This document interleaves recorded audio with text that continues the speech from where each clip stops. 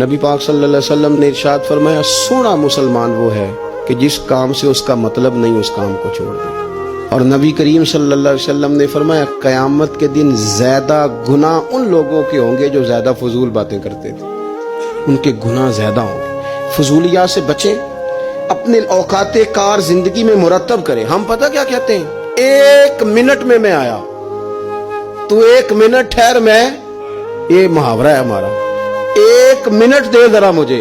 تو میں اکثر دوستوں سے کہتا ہوں کہ جو 1 منٹ ہے نا، اسے کیوں ضائع کرتے ہو؟ کیوں کہتے ہو 1 منٹ ٹھہر؟ کیوں ٹھہرے بھائی؟ آپ کو پتہ ہے منٹ میں کیا ہوتا ہے؟ 1 منٹ میں 6 دفعہ سورۃ اخلاص پڑھی جا سکتی ہے اور 2 قرآن پاک پڑھنے کا ثواب ہے۔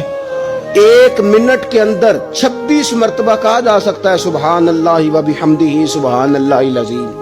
اور یہ وہ کلمات ہیں کہ نبی پاک علیہ السلام نے فرمایا زبان سے کہنے آسان ہے، میزان عمل پر ان کا بڑا وزن ہے، اور یہ تمہارے رب کے بڑے پیارے جملے ہیں، اللہ کو بڑے محبوب ہیں یہ کلمات۔ آپ دیکھیں سبحان اللہ، الحمدللہ، اللہ اکبر، یہ کتنی دفعہ پڑھا جا سکتا ہے؟ 1 منٹ کے اندر کئی دفعہ پیار سے ماں باپ کی زیارت کی جا سکتی ہے، اور جتنی بار زیارت کرو پورے حج کا ثواب ملتا ہے۔